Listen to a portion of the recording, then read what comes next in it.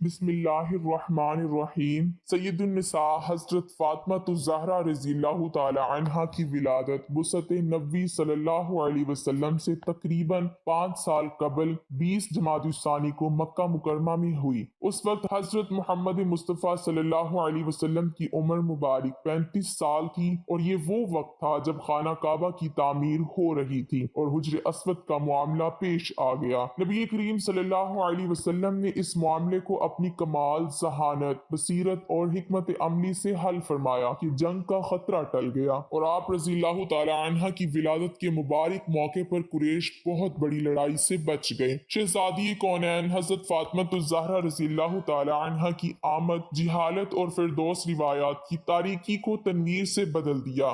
آپ رضی اللہ تعالی عنہ کا اسم گرامی فاطمہ ہے۔ فاطمہ کا مطلب ہے جہنم سے بچانے والی۔ سیدہ فاطمہ رضی اللہ تعالی عنہ کی بہت سے القابات ہیں۔ تمام القابات کسی نہ کسی واقعے سے جڑے ہیں اور ان کا مطلب بھی بہت شاندار ہے۔ آپ رضی اللہ تعالی عنہ کے القابات میں سے سب سے زیادہ مشہور و معروف یہ ہے: زہرا، جنت کی کلی، سید النساء، سارے جہانوں کی عورتوں کی سردار، جنت کی عورتوں کی سردار۔ سید النساء پر لاکھوں سلام، جن کی طہارت و پاکیزگی کو اللہ پاک نے بیان فرمایا ہے۔ ان کی عظمت اور رفت اور توصیف کو الفاظ کا جامع پہنانا بہت مشکل ہے۔ حضرت فاطمہ رضی اللہ تعالی عنہا سب سے چھوٹی صاحبزادی ہونے کے بعد بچپن ہی سے اپنے والد جناب رسول اللہ صلی اللہ علیہ وسلم اور والدہ ماجدہ حضرت خدیجہ الکبریٰ رضی اللہ تعالی عنہا کی لاڈلی تھیں۔ حضور صلی اللہ علیہ وسلم نے جب اعلان نبوت کیا تو وہی قریش آپ کو صادق اور امین کے لقب سے جانتے تھے۔ آپ صلی اللہ علیہ وسلم کی جان کے دشمن بن گئے اور آپ صلی اللہ علیہ وسلم کو حق گوئی سے روکنے کی ہر ممکن کوشش کی۔ اس وقت حضرت فاطمہ رضی اللہ تعالی عنہ کی عمر تقریباً 5 سال تھی، یعنی آپ رضی اللہ تعالی عنہ نے جب سے ہوش سنبھالا تبھی سے سخت ترین حالات کا سامنا کیا۔ آپ رضی اللہ تعالی عنہ کا بچپن کھیل کود کی بجائے مکہ کی ستم و ظریفاں دیکھتے اور برداشت کرتے گزرا۔ امام جلال الدین سویتی نے حضرت عبداللہ بن مسعود رضی اللہ تعالی عنہ سے روایت نقل کی ہے کہ ابتدائی زمانے میں ایک دن ابو جہل نے سیدہ فاطمہ رضی اللہ تعالی عنہ کو کسی بات پر تھپڑ مار دیا۔ آپ رضی اللہ تعالی عنہ روتی ہوئی اپنے والد محترم جناب رسول اللہ صلی اللہ علیہ وسلم کے پاس آئیں اور ابو جہل کی شکایت کی۔ آپ صلی اللہ علیہ وسلم نے فرمایا، بیٹی جاؤ اور ابو سفیان کو ابو جہل کی اس حرکت سے آگاہ کرو۔ حضرت فاطمہ الزہرا رضی اللہ تعالی عنہا ابو سفیان کے پاس گئیں اور سارا واقعہ سنایا۔ ابو سفیان نے سیدہ فاطمہ الزہرا رضی اللہ تعالی عنہا سے فرمایا، جس طرح اس نے تمہارے چہرے پر تھپڑ مارا تم بھی اس کے منہ پہ تھپڑ مارو۔ چنانچہ سیدہ فاطمہ الزہرا رضی اللہ تعالی عنہا نے ابو جہل کے منہ پر تھپڑ مارا اور پھر گھر آ کر یہ بات حضور صلی اللہ علیہ وسلم کو بتائی۔ آپ صلی اللہ علیہ وسلم نے دعا فرمائی، الہی ابو سفیان کے اس سلوک کو نہ بھولنا۔ اس دعا کا یہی نتیجہ تھا کہ ابو سفیان رضی اللہ تعالی عنہ فتح مکہ کے موقع پر مشرف با اسلام ہوئے۔ حضرت فاطمہ رضی اللہ تعالی عنہ بچپن سے ہی نہایت ذہین، فطین اور تنہائی پسند طبیعت کی مالک تھی۔ وقتاً فوقتاً نبی صلی اللہ علیہ وسلم اور حضرت خدیجہ رضی اللہ تعالی عنہ سے ایسے سوالات پوچھتی جن سے آپ رضی اللہ تعالی عنہ کی ذہانت اور اللہ کی طرف رغبت کا اظہار ہوتا تھا۔ ایک روز سیدہ فاطمہ الزہرا رضی اللہ تعالی عنہا نے بڑی معصومیت سے اپنی والدہ حضرت خدیجہ الکبریٰ رضی اللہ تعالی عنہا سے سوال کیا کہ ہم جس خدا کی عبادت کرتے ہیں کیا اسے دیکھ بھی سکتے ہیں؟ یعنی اپنے رب کی معرفت کی جستجو بچپن ہی سے آپ رضی اللہ تعالی عنہا کی رگوں میں رچی بسی تھی۔ نبی صلی اللہ علیہ وسلم اللہ کی محبوب ترین ہستی تھی،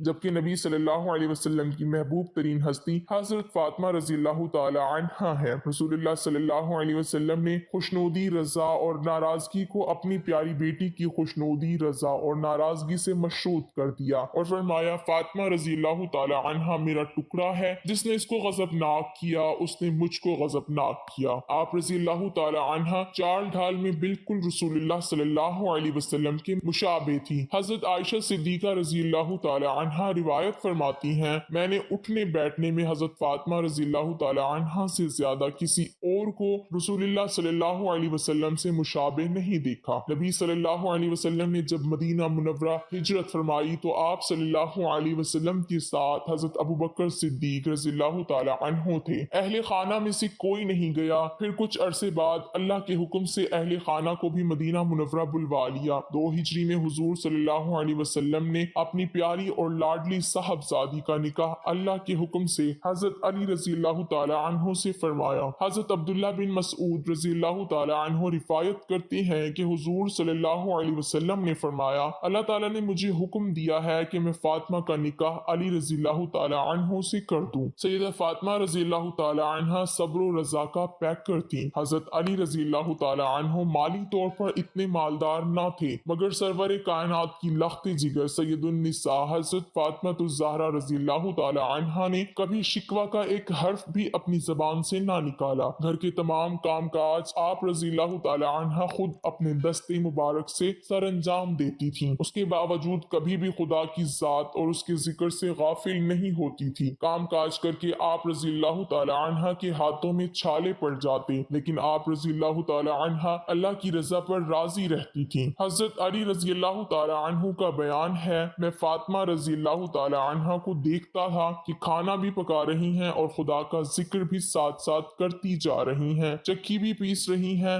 لبوں پر آیت قرآنی کا ورد بھی جاری ہے۔ حضرت امام حسن رضی اللہ تعالی عنہ سے روایت ہے، میں نے اپنی ماں کو شام سے صبح تک عبادت کرتے اور خدا کے حضور گریہ وزاری کرتے دیکھا، لیکن انہوں نے اپنی دعاؤں میں اپنے لیے کبھی کوئی درخواست نہ کی۔ انہوں نے صبر و رضا کی تربیت گاہ میں پرورش پائی، اور جب وہ چکی چلا رہی ہوتی تو ان کے لبوں پر قرآن کی آیت ہوتی۔ ام المومنین حضرت سلمہ رضی اللہ تعالی عنہا فرماتی ہیں کہ رسول خدا صلی اللہ علیہ وسلم نے میرے گھر میں حضرت فاطمہ الزہرا رضی اللہ تعالی عنہا، حضرت حسن و حسین رضی اللہ تعالی عنہ اور حضرت علی رضی اللہ تعالی عنہ کو بلایا اور سب کو کملی میں لے کر خدا تعالی کے حضور میں دعا فرمائی، یا اللہ یہ میرے اہل بیت ہیں تو ان سے ہر آلودگی کو دور کر کے خوب پاکیزہ فرما دے۔ حضور صلی اللہ علیہ وسلم کو حضرت فاطمہ رضی اللہ تعالی عنہا سے اس قدر پیار اور محبت تھا کہ جب آپ صلی اللہ علیہ وسلم سفر پر تشریف لے جاتے، سب سے آخر میں آپ رضی اللہ تعالی عنہا سے ملاقات فرماتے، اور جب سفر سے واپس تشریف لاتے تو بھی سب سے پہلے آپ رضی اللہ تعالی عنہا سے